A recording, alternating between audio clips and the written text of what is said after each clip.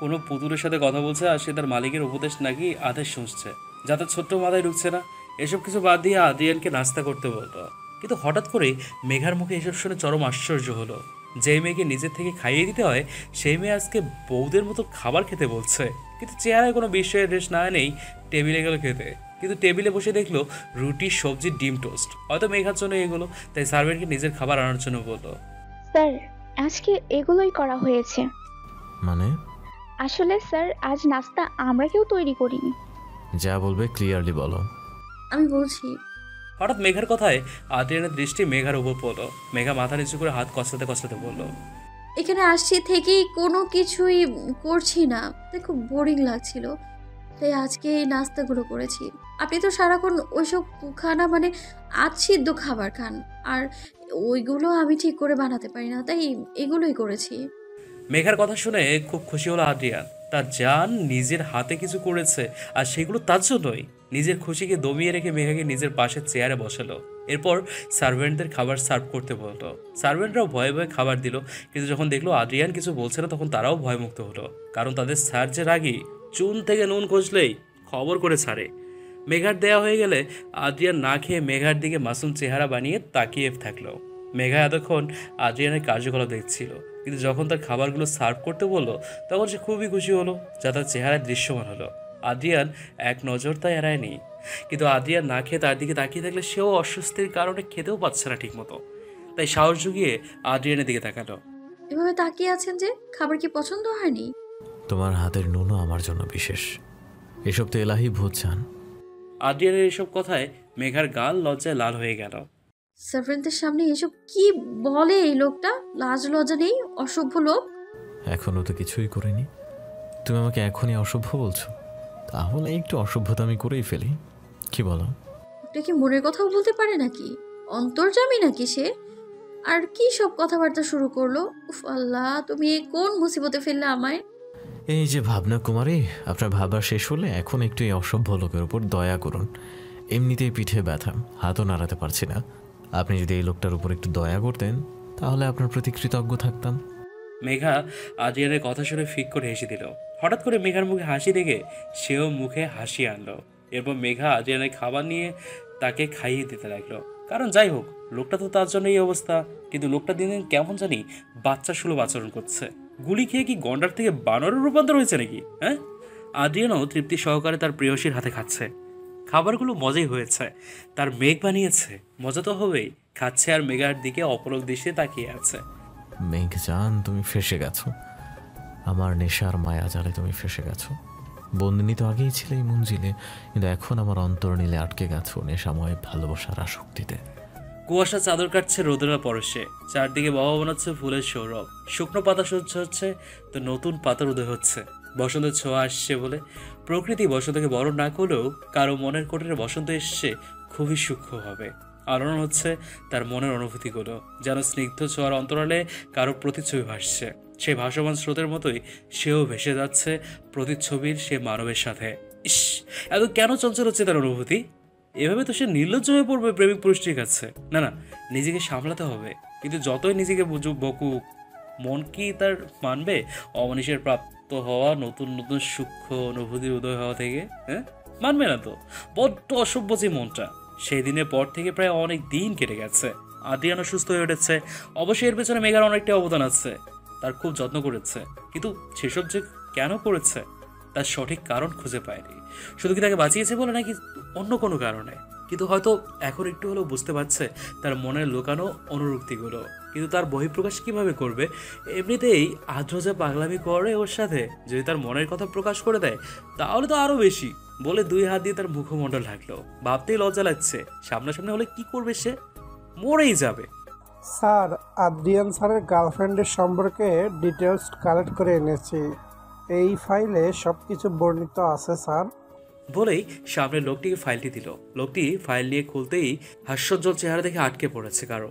মাথায় শুভ্র ওড়না দিয়ে ঘোমটা আড়ালে ছোট্ট এক মুখশ্রী, যার আবডালে মায়ের সাগর রঞ্চিত। প্রায় কয়েক মিনিট তাকিয়ে থাকলো এক ধ্যানে, যেন কত বছর না দেখার তৃষ্ণা মেটাচ্ছে। স্যার স্যার শাহেদের ডাকে হঠাৎ করে এই লোকটার ধ্যান ভাঙল। কি হয়েছে? গভীরভাবে বলল সেই লোকটি। কামানি স্যার মেয়েটি তো এখন আদ্রিয়ান স্যারের সাথেই তার প্যালেসে আছে। আর কিছুদিন আগে তাদের উপর হামলা হয়েছিল, ভাগ্য ভালো হয়তো তাই কারো তেমন কিছু হয়নি। হতেও দিব না।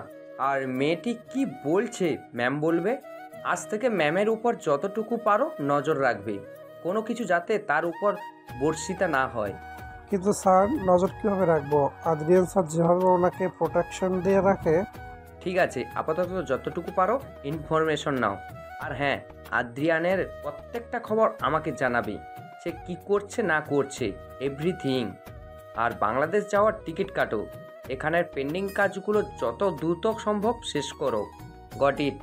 Yes sir. এখন নিজের কাজে যাও।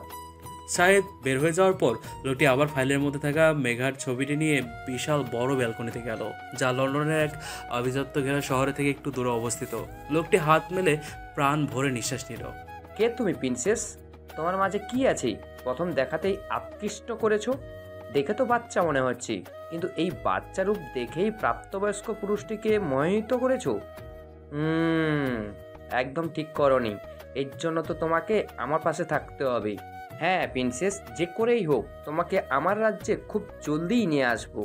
বলেই ওয়াইনের গ্লাসে চুমুক দিয়ে পুরোটাই খালি করে ফেললো। এরপর মেঘার ছবিটিকে নিজের ব্যক্তিগত কাভার্ডে রেখে কাউকে ফোন করে কিছু বলে নিজের কাজ করতে লাগলো।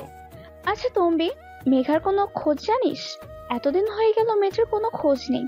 সামনে পরীক্ষা, মেঘা তো পড়াশোনা নিয়ে খুব সিরিয়াস থাকে। কি হলো বলতো? আমিও তো বুঝছি না কি হচ্ছে।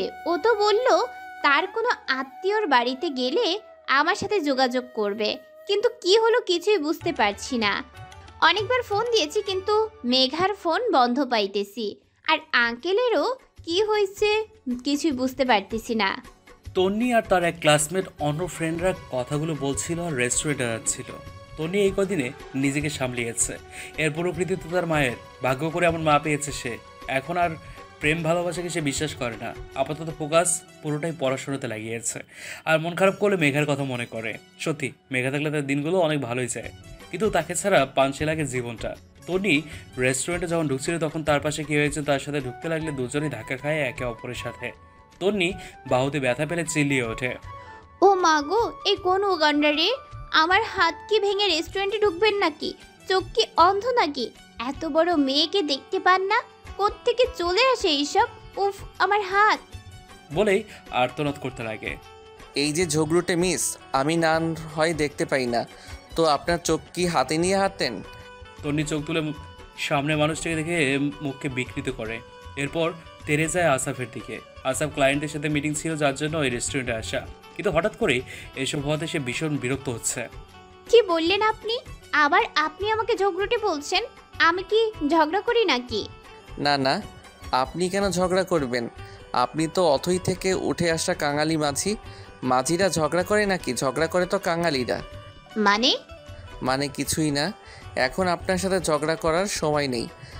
আপনার হয়তো অফুরন্ত সময় আছে মানুষের সাথে ঝগড়া করতে, কিন্তু আমার নেই মিস।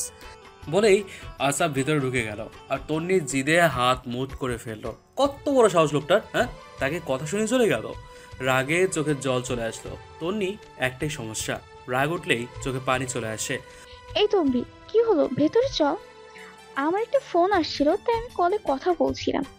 আমি তো আরো ভেবেছি তুই ভেতরে গিয়ে খাবার অর্ডার দিয়ে বসে আছিস, কিন্তু তুই তো ভেতরে যাসনি। কি হয়েছে? কিচ্ছু হয়নি, আমার ভালো লাগছে না। আজকে বাসায় চলে যাব, আরেকদিন না হয় খেয়ে আসবো প্লিজ।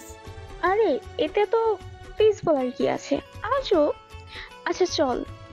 ওরা দুজনে নিজেদের বাসায় যাওয়ার জন্য রওনা দিল। এদিকে আসাফ গাড়ি থেকে আবার বের হয়ে তন্নির যাওয়ার দিকে তাকিয়ে থেকে মুচকি হাসলো। ধাক্কাটা সে ইচ্ছে করে দিয়েছে। ঝগড়ুটে মেয়েটার সাথে একটু ঝগড়া করার ইচ্ছে ছিল। সে যাই হোক, আপাতত ক্লায়েন্টের জন্য আবার ভিতরে ঢুকলো। আজকে একটা ডিল সাইন করবে। আদ্রিয়ান আপাতত অন্য কাজে ব্যস্ত থাকায় তার উপর দায়িত্ব দিল। রাত 12টায় আদ্রিয়ান মাত্রই ফিরল। অনেকগুলো মিটিং অ্যাটেন্ড করতে হয়েছে আজকে, যার জন্য তার মেঘপুরের খবর নিতে পারলেও এক পলক চোখের দেখা দেখতে পারেনি। তাই তাড়াতাড়ি সিঁড়ি বেয়ে উঠে মেঘার রুমের সামনে দরজাতে দাঁড়িয়ে দেখলো দরজা ভেতর থেকে হালকা ভেরানো। এরপর দরজা হালকা খুলে ভেতরে ঢুকলো। আশেপাশে চোখ বুলিয়ে মেঘাকে কোথাও খুঁজে পেল না। কোথায় গেল মেয়েটা? এতক্ষণে তো ঘুমিয়ে পড়ার কথা। ওয়াশরুমে দেখলো আছে কিনা, না নেই। এরপর কি মনে করে বেলকনিতে গিয়ে দেখলো মেঘা তার জন্য একটা দোলনায় হেলান দিয়ে বসে বাচ্চাদের মতো গুটি মেরে ঘুমাচ্ছে। দেখো মেয়ের কাণ্ড, এত বড় একটা রুম দিলাম শোয়ার জন্য, আর সে কিনা বাইরে এই ঠান্ডার মধ্যে এখনো ঘুমাচ্ছে এখানে। বলেই আদ্রিয়ান মেঘার নিকটে গিয়ে মেঘার সামনে হাঁটু গেড়ে বসলো। এরপর মেঘার সামনে ছোট ছোট দলীয়মান চুলগুলো কানের পিছে গুঁজে দিল। আর আদ্রিয়ানের হাতে স্পর্শ পেয়ে মেঘা হালকা কেঁপে উঠল। আদ্রিয়ান কিছুক্ষণ মেঘার দিকে তাকিয়ে খুবই সাবধানে করে তুলে নিল। মেঘাও 2 হাত দিয়ে আদ্রিয়ানের গলা জড়িয়ে ধরে ঘাড়ে মুখ ঘুষল, সাথে নাক আর মুখ দিয়ে ঘাড়ে ঘষতে লাগলো। আদ্রিয়ানের চলার পথ হঠাৎ করেই থমকে গেল। হঠাৎ করেই প্রিয় সত্তার স্পর্শ যেন পুরুষালী সত্তাকে জাগিয়ে তুলেছে। আদ্রিয়ান সামান্য ঢোক গেল। মেয়েটা পাগল করে ছাড়বে। এখন যদি মেঘা জেগে কাজটা করতো তখন তো কিছুটা অঘটন ঘটতো, কিন্তু এখনও যে দায় পড়ে যাচ্ছে। আদ্রিয়ান তাড়াতাড়ি মেঘাকে রুমে এনে ঠিক করে শুয়ে দিয়ে চাদর টেনে রুম থেকে বের হয়ে গেল। এরপর নিজের রুমে এসে ওয়াশরুমে ঢুকে চোখে মুখে পানি ঝাপটা দিল। অনেকক্ষণ পর তোয়ালে দিয়ে মুখ মুছতে মুছতে বের হলো সে। সার্ভেন্ট কফি দিয়ে গেলে তা নিয়ে খেতে খেতে মেঘার বড় একটি ছবির নিকট যায়, যা সাদা কাপড় দিয়ে ঢাকা। আদ্রিয়ান সেটি সরিয়ে মেঘার ছবির দিকে তাকিয়ে তাকিয়ে কফি খেতে থাকে। হ্যাঁ, ছবিটি মেঘার ঘুমন্ত চেহারার, যা কিছুদিন আগে আদ্রিয়ান তুলেছিল। তুমি এত ছোট কেন বলো তো? এই যে আজকে যদি আমি নিজেকে না সামলাতাম তাহলে তো অঘটন একটা ঘটে যেত। তখন তো তুমি আমাকে দোষ দিতে, হয়তো আমার থেকে আরও দূরে সরে যেতে। আমি চাই না আমার একটা ভুলে তুমি আমার থেকে দূরে সরে যাও। তার জন্য আমার যা যা করার তাই করব। অপেক্ষা খুব ভয়ানক, মনের ওই নরম জিনিসটা সহ্য করতে পারে না। যার আদলের ভালোবাসার ছায়ায় এত দিন ছিলাম, কিন্তু তার সাথে আজ প্রায় 1 মাসের উপরে হলো কোনো কথা হয় না। কেমন আছে সে তাও জানি না আমি। উনি কি আমার খোঁজ নেন না? হয়তো নেন, কিন্তু খোঁজ না পেয়ে কি অনেক কষ্ট পাচ্ছে সে? কথাটা ভেবে মেঘার চোখের এক ফোঁটা অশ্রু তার অজান্তেই গাল বেয়ে পড়ে গেল। এরপরটা ধীরে ধীরে বাড়তে লাগলো। দক্ষিণা হাওয়ার তালে তার চুলগুলো উঠছে স্বাধীনভাবে, যেন মুক্ত কোনো উড়োচিঠির ন্যায় উড়ে বেড়াচ্ছে তার সম্মোহন চাদরে। কিন্তু সেই সম্মোহিত কিশোরী কন্যার মন যে বড্ড উদাস। তার প্রিয় মানুষটির কথা খুব করে মনে পড়ছে। ইচ্ছে করছে এই মায়াপুরী রাজ্য থেকে ছুটে তার বাপুর ছোট্ট কোঠরে ফিরে যেতে। বললেই কি যাওয়া যায়? অনেক তো চেষ্টা করেছে, কিন্তু পারেনি। বিপ্রতিতে তার মায়ার চাদরে মিশে যাচ্ছে ধীরে ধীরে। কিন্তু এ যে অন্যায়। কারোর সাথে পবিত্র বন্ধনে না জড়িয়ে তাকে মন দেওয়াটা যে অন্যায় এর মধ্যে পড়ে। সে যে পরপুরুষ বলে গণ্য হয়, কিন্তু তারই বা কী করার আছে? নবনতুন জাগ্রত অনুভূতিগুলো যে তার জন্য খুবই বিশেষ মনে হচ্ছে, যেটাকে হয়তো কারোর প্রতি আসক্ত হওয়ার অনুভূতি বলে। অনেকক্ষণ ধরে মেঘা রুমের ব্যালকনিতে দাঁড়িয়ে দাঁড়িয়ে এসবই ভাবছিল আর চোখের অশ্রু পড়ছিল। তার আব্বুর সাথে এখানে আসা পর্যন্ত কথা হয় না। চুরি করে সার্ভেন্টের মোবাইল নিয়ে অনেকবার ফোন দিয়েছিল, কিন্তু বারবার বন্ধই পেয়েছে। কি জানি কেমন আছে তার আব্বুটা। পরে আবার মনে পড়লো যে তার আব্বু তো বাইরের দেশে আছে, সিম তো বাংলাদেশি হবে না, আর ওইখানের নম্বরও তো নেই। নিজের ফোনটা থাকলে হয়তো আব্বুর নতুন নম্বর থেকে কল আসতো, কিন্তু ফোনটাও তো কাছে নেই। কোথায় রেখেছে ওই গন্ডারটা কে জানে। আদ্রিয়ান বাসায় এসে সরাসরি মেঘার রুমে ঢুকে ব্যালকনিতে গেল। এরপর মেঘাকে ডান বাহু শক্ত করে ধরে রুমে এনে সামনের দিকে ফিরিয়ে জোরে একটা থাপ্পড় মারল। থাপ্পড়ের চোটে মেঘা বিছানায় পড়ে গেল। হঠাৎ করে কি হলো কিছুই বুঝতে পারলো না। কিছু বোধগম্য হওয়ার আগেই মেঘাকে শোয়া থেকে উঠিয়ে সামনে দাঁড় করিয়ে, ওড়না ছাড়া বেলকনিতে দাঁড়িয়েছিলি কেন? হ্যাঁ, শরীর দেখানোর জন্য? চিৎকার করে রক্ত রঞ্জিত চোখে বলল আদ্রিয়ান। তার কপালের রগগুলো ফুলের সবুজ বর্ণ ধারণ করেছে। চোখে মুখের অবস্থা দেখলে হয়তো কারো অবস্থা শোচনীয় থাকবে না, এতটাই ভয়ঙ্কর লাগছে তাকে। কি হলো, চুপ করে আছিস কেন? চুল মেলে দিয়ে ওড়না ছাড়া তুই বেলকনিতে কেন গিয়েছিলি বল? কার থেকে পারমিশন নিতে এই বেশি গিয়েছিলি বল? আদ্রিয়ানের এক একটা চিৎকার মেঘাকে কাঁপিয়ে দিচ্ছে। মেঘার অবশ্য ভয় আর ব্যথায় কিছুই মাথায় ঢুকছে না। একে তো আদ্রিয়ানের থাপ্পড়, আর এখন বাহুতে জোরে চেপে ধরা, সব মিলিয়ে ছোট্ট জানটার না জানি জান বেরিয়ে যায়। তবুও বহু কষ্টে মেঘা অশ্রুসিক্ত চোখে আদ্রিয়ানের দিকে তাকালো। আমি তো মেঘা হিসকির জন্য কিছুই বলতে পারছে না, সব গলায় আটকে যাচ্ছে। তোর এতই যখন শরীর দেখানোর ইচ্ছে তখন ঠিক আছে, আমাকে দেখা। কথাটা বলেই মেঘার কোনো কথা না শুনে বিছানায় ফেলে দিল। এরপর মেঘার উপর অর্ধ শোয়া হয়ে হাত দুটো মাথার উপরে জোর করে ধরে রেখে এলোপাথারি কিস করতে লাগলো। এক পর্যায়ে কামিজের বুকের অংশ হালকা টেনে গলায় কিস করতে করতে জোরে জোরে কয়েকটা কামড় দিল। মেঘা এতটাই ভয় পেল যে সে কোনো প্রতিক্রিয়া করতেই ভুলে গেল। কিন্তু কিছুক্ষণের মধ্যেই যখন হুঁশ আসলো তখন আদ্রিয়ানকে ছাড়ানোর চেষ্টা করলো, কিন্তু এই বলিষ্ঠ শরীরের সাথে পেরে ওঠা অসম্ভব। আর এইসব হঠাৎ আক্রমণ আর এখন এসব কিছু সব কিছুই ছোট্ট শরীরটা সহ্য করতে না পারায় এক সময় জ্ঞান হারায়। কিন্তু তখনও আদ্রিয়ানের হুঁশ আসলো না। সে তো ব্যস্ততার রাগ মেটানোর জোর। যদি সে তার হুঁশে থাকতো তাহলে হয়তো বুঝতো সে কত বড় ভুল করতে যাচ্ছে। যখন দেখলো ছোট্ট প্রাণটা নড়াচড়া করছে না, তখনই আদ্রিয়ানের হুঁশ আসে। আর সে মেঘার দিকে তাকিয়ে দেখলো তার চোখে মুখে কোনো নড়াচড়ার প্রাদুর্ভাব নেই। হঠাৎ করেই বুকে মোচড় দিয়ে উঠল। এরপর আস্তে আস্তে মেঘার থেকে উঠে মেঘার বিছানার কিনারায় বসে মাথার চুলগুলো খামচে ধরল। সে কি করতে নিচ্ছিল ভেবেই অন্তরাত্মা শুকিয়ে গেল। সে তার স্নিগ্ধ পরীকে অপবিত্র করতে যাচ্ছিল। কি করতে যাচ্ছিল সে ভেবেই নিচে বসে হাতটা টাইলসে জোরে জোরে বাড়ি মারতে লাগলো। বাড়ি মারতে মারতে হাতের নরম চামড়াগুলো ফেটে তার ভিতরে রঞ্জিত পদার্থগুলো বের হতে লাগলো এবড়ো থেবড়োভাবে। আর টাইলসেও তার বহিঃপ্রকাশ পেল। হঠাৎ করে মেঘার কানে কথা মনে পড়ে গেল। তাড়াতাড়ি মেঘার কাছে গিয়ে ধরতে লাগলে তাকে আর স্পর্শ করলো না। এই হাত যে তার পরীকে কষ্ট দিয়েছে, না, এই হাত দিয়ে সে তার পরীকে আর স্পর্শ করবে না। এই হাত অপবিত্র, এই শরীরটাও অপবিত্র বলেই রুম থেকে বের হয়ে গেল। আর রেখে গেল ওই ছোট্ট জানটাকে, যার ওপর কিছুক্ষণ আগের কোনো প্রভাব বিরাজমান নেই। কিন্তু সেই ক্ষতির আভাসগুলো তার শরীরে অল্প বিস্তর জায়গায় প্রবাহিত আছে। যে ছিল কিছুক্ষণ আগে সম্মোহিতভাবে, সে আছে এখন এলোমেলো রূপে। হায়, কি নিদারুণ পরিস্থিতি! এক অন্ধকার গোডাউনে কারো আত্মচিৎকার ভাসছে ক্ষণে ক্ষণে। মনে হচ্ছে তার কোনো অঙ্গ হয়তো ধীরে ধীরে আলাদা হচ্ছে, আর সামনে লোকটির কোনো যায় আসছে না। কিন্তু তবুও হয়তো এই লোকটার অঙ্গ একটু একটু কেটেও শান্তি হচ্ছে না। তাই তার গার্ডকে একটি বোতল দেওয়ার জন্য ইশারা করলো, আর সেই গার্ডটিও বোতলটি দিল। এরপর হাতে গ্লাভস পরে বোতলটি খুলে আস্তে আস্তে সেইখান থেকে একটু একটু তরল পদার্থ লোকটির মুখে, হাতে, গলায়, বুকে ফেলতে লাগলো। আর লোকটি মৃত্যু যন্ত্রণার মতো চিৎকার করতে লাগলো। এরপর একটা চাকু গরম করে তা আগুনে পুড়ে চোখের ভিতর ঢুকিয়ে চোখ উড়িয়ে ফেললো। এরপর অন্য চোখটি উবালো। এরপর তাতেও তরল পদার্থ ঢাললো। কি এক জঘন্য অবস্থা! গার্ডদের মধ্যে কেউ কেউ এসব দেখে মুহূর্তে বমি করে দিল, কিন্তু স্যারের ভয়ে তাড়াতাড়ি মুখ ধরে বাইরে বেরিয়ে গেল। এরপর রিভলভার বের করে লোকটি কপালে, পেটে, বুকে 5টা গুলি করলো। এরপর লোকটি বের হয়ে গেল সেই গোডাউন থেকে। গার্ডদের বলে গেল যাতে লোকটিকে তার প্রিয় পোষা প্রাণী সিমজানোকে খেতে দেয়, যে আপাতত 2 দিন ধরে অভুক্ত। তাজা রক্তের মানুষ পেলে তারও খুব তৃপ্তি মিটবে বলে লোকটি গাড়িতে উঠে চলে গেল। আর এইদিকে গার্ডরা তার কথা মতো কাজ করতে গেল। সকালে স্নিগ্ধ রোদের আলোড়নের প্রভাবে মেঘার ঘুম ভাঙল, কিন্তু শরীরটা খুব দুর্বল লাগছে, যার জন্য প্রথমে উঠতে গেলে হঠাৎ করেই মাথাটা ঘুরে গেল। বলা বাহুল্য, কাল এত কিছুর প্রভাবে প্রচণ্ড জ্বরের শিকার হয়েছে। এখন কেমন লাগছে তোমার মামুনি? হঠাৎ করেই মেয়েরই কণ্ঠস্বর শুনে চমকে উঠল। এরপর বাম দিকে তাকিয়ে দেখলো একজন মধ্যবয়স্ক মহিলা। খুবই লাবণ্য আছে মহিলাটির শরীরের প্রত্যেক অঙ্গে। যুবতী বসে নিঃসন্দেহে খুবই সুন্দরী ছিলেন, দেখে মনে হচ্ছে ডক্টর। মহিলাটি মেঘার পাশে বসে মেঘার মাথায় হাত বুলিয়ে দিল। এরপর ডক্টরের কিছু চেক আপ করে। জ্বর নেই এখন শরীরে, আপাতত কয়েকদিন রেস্ট নাও, ঠিক হয়ে যাবে। আর হ্যাঁ, একদম ঠান্ডা লাগাবে না, তা না হলে জ্বরটা আবার উঠতে পারে। আপনি কে আন্টি? আপনাকে তো চিনলাম না। এই দেখো, আমি তো তোমাকে পরিচয় দেইনি। আমি হচ্ছে এই ফ্যামিলির বয়স্ক জ্যেষ্ঠ ডক্টর, যার দেখাশোনা 10 বছর ধরে করছি। এখন তোমারও করছি। তুমি তো খুব মিষ্টি দেখতে। অবশ্য এর আগেও দেখে গিয়েছি তোমাকে আমি। তুমি তখন অসুস্থ ছিলে, তাই পরিচিত হতে পারিনি।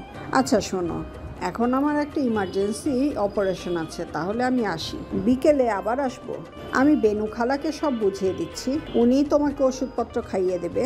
লক্ষ্মী মেয়ে একটা। বলেই মাথায় হাত বুলিয়ে বের হয়ে গেল। রেনু হচ্ছে এই পরিবারের বিশ্বস্ত কেয়ারটেকার, যে এতদিন গ্রামের বাড়িতে ছিল। কাল রাতে আদ্রিয়ান জরুরি তলবে নিয়ে আসছে। রেনু খালাও তাড়াতাড়ি মেয়েকে ধরে ফ্রেশ করিয়ে দিল। এরপর একটু বসতে পেল, নিচে সুপ আনতে চলে গেল বসতে বলে। এদিকে মেঘা ভাবছে অন্য কিছু। কাল রাতে হঠাৎ করে এত কিছু হওয়ার পরও আদ্রিয়ানের প্রতি রাগ না উঠে তার জন্য চিন্তা হচ্ছে। মনে হচ্ছে তার প্রেমিক পুরুষটা কষ্টে আছে।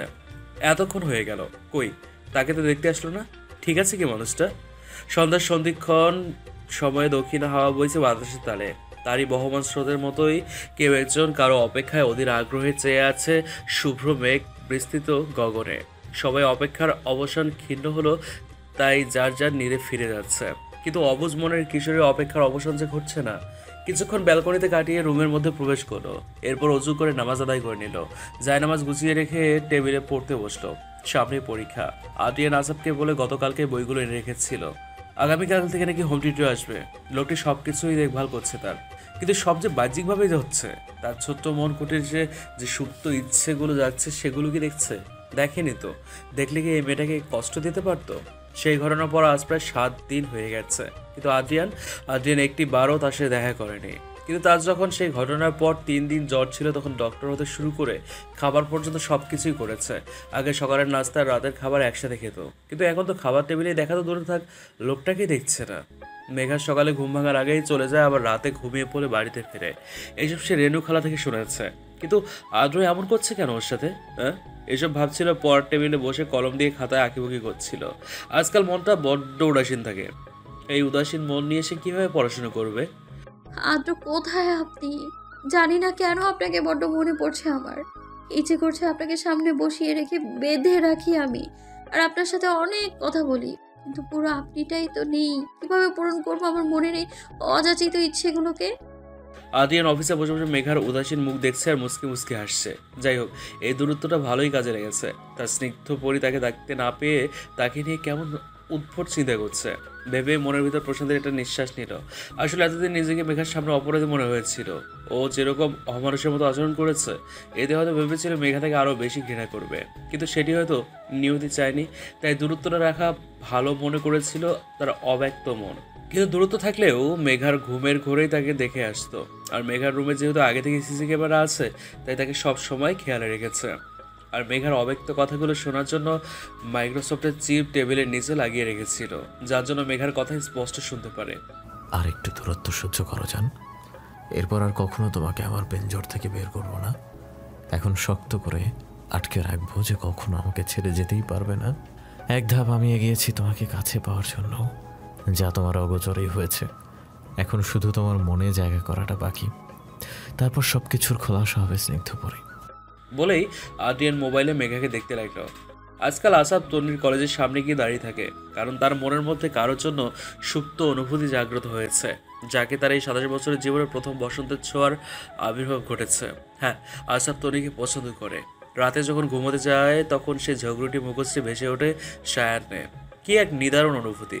হঠাৎ করে এই কাঙ্ক্ষিত ব্যক্তিটিকে দেখতে পেয়ে হালকা সরে গেল, কারণ তন্নি একটা ছেলের সাথে হেসে হেসে কথা বলছে, যা দেখে আসামের মনে কোধ সৃষ্টি হলো। জানে না কেন, কিন্তু ইচ্ছে করছে তন্নির হাসির অভ্যন্তরের দাঁতগুলো ভেঙে দেই, যাতে সে আর হাসতে না পারে অন্য কোনো পুরুষের সামনে। কিন্তু আবার ভাবছে, যদি তার দাঁত ভেঙে দেই, তাহলে তো তাকে বুড়ির সাথে সংসার করতে হবে। না না না, আপাতত সেই প্ল্যান ক্যান্সেল, অন্য কিছু করতে হবে।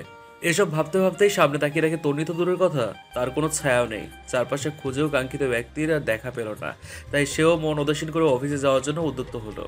আজ মেঘা না ঘুমিয়ে আদ্রিয়ানের জন্য ড্রয়িং রুমে অপেক্ষা করতে লাগলো। বোর হচ্ছিল, তাই টিভি ছেড়ে মার্শা বিয়ারের কার্টুন দেখতে লাগলো আর সামনে চকলেট রেখে খেতে লাগলো। ঘড়িতে দেখলো প্রায় 12টা। এখনো আদ্র আসছে না। এদিকে আমার ঘুম পাচ্ছে খুব। এতক্ষণ বাইরে কি করে কে জানে? মাফিয়াগিরি করে হয়তো। ও হ্যাঁ, আমি তো ভুলেই গিয়েছিলাম, এই লোকটা একজন মাফিয়া। শুধু মাফিয়া না, গন্ডার মাফিয়া। শেষ পর্যন্ত এই মাফিয়ার জন্যই আমি বসে বসে ওয়েট করছি। কি দিন এলো রে! এসব ভাবতে ভাবতে দরজায় কলিং বেলের শব্দ হলো। একজন সার্ভেন্ট তাড়াতাড়ি করে দরজাটা খুলে দিল। মেঘাও সামনে তাকালো কে এসছে দেখার জন্য। কাঙ্ক্ষিত ব্যক্তিকে দেখতে পেয়ে মুখে সামান্য হাসি ফুটে উঠলো। প্রায় অনেক দিন পর কাঙ্ক্ষিত ব্যক্তিকে দেখতে পেল। আগে থেকে অনেক সুন্দর হয়েছে, আর সেই ব্যক্তির চিন্তা করতে করতে রোগী হয়ে যাচ্ছে। হ্যাঁ, অসভ্য লোক একটা। আচ্ছা, উনি যেহেতু সুন্দর, তাহলে তো ওনাকে দেখে মেয়েরা হয়তো ঘিলে খায়। আর সে তো ওইসব মেয়ের মতো না যে কারো রূপ দেখে তার প্রেমে প্রেমে হাবুডুবু খাবে। কিন্তু এখন সে কি করছে? হ্যাঁ, সে কখন থেকে আদ্রিয়ানকে দেখেই যাচ্ছে। আদ্রিয়ান ফোনে কথা বলছিল প্রায় 10 মিনিটের উপরে, আর মেঘা তার পাশে দাঁড়িয়ে তাকে দেখছে আর এসব উদ্ভট চিন্তা ভাবনাগুলো করছে। আদ্রিয়ানের কথা যখন বলা শেষ হলো, তখন সামনে ফিরতে গেলে মেঘার সাথে ধাক্কা খায়। আর মেঘাও ধাক্কা খেয়ে ভাবনার জগৎ থেকে বের হলেও আদ্রিয়ানের বাহুবন্ধন থেকে বের হতে পারলো না, কারণ ধাক্কা খেতে আদ্রিয়ান মেঘার কোমর জড়িয়ে ধরে তাকে পড়ে যাওয়া থেকে আটকায়। আদ্রিয়ান মেঘাকে হঠাৎ এভাবে এখানে অ্যাকসেপ্ট করেনি, কারণ এত রাত পর্যন্ত তার জেগে থাকার কথা না। এই মেয়ে এত রাতে এখানে দাঁড়িয়ে কী করছিল? আদ্রিয়ান মেঘাকে ঠিকভাবে দাঁড় করিয়ে মেঘার দিকে না তাকিয়ে সামনের দিকে তাকালো। এখানে কি করছিলে? আর এত রাতে তুমি এখনো জেগে আছো কেন? হঠাৎ আদ্রিয়ানের প্রশ্ন কি উত্তর দেবে ভেবে পেল না, তাই যা মুখে আসলো তাই বললো। ঘুম আসছিল না, তাই একটু।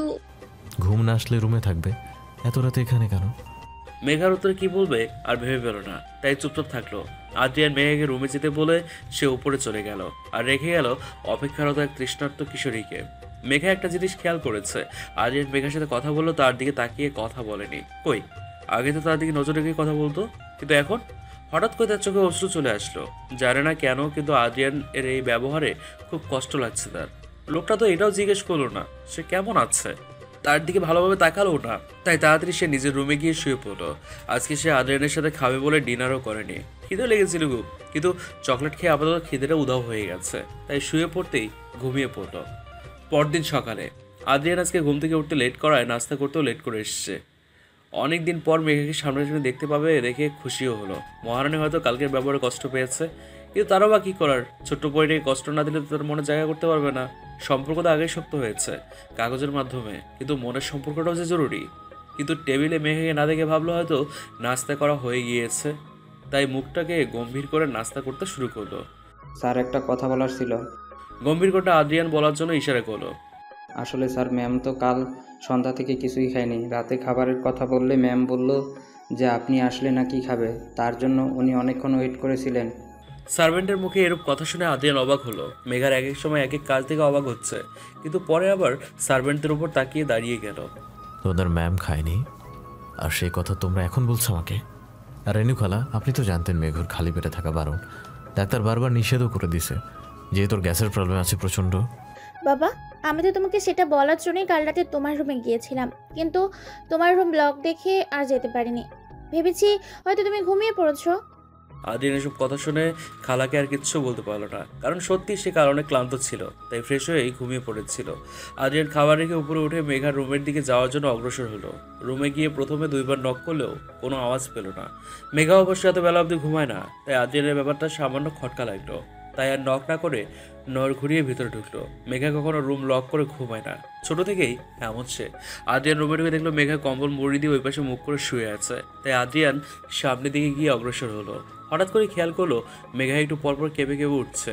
আদ্রিয়ানের হঠাৎ করেই মনে ভয় চেপে বসলো, তাই তাড়াতাড়ি করে মেঘাকে ধরে সামনে ফেরালো। দেখলো তার ছোট্ট জানটা চোখ বন্ধ করে কান্না করছে আর একটু পরপর ফোপাচ্ছে। হঠাৎ করে আদ্রিয়ানের কলিজাটা মোচো দিয়ে উঠলো। এই অল্প সময় প্রাণটার খেয়াল না রাখতে কি অবস্থা করেছে তার?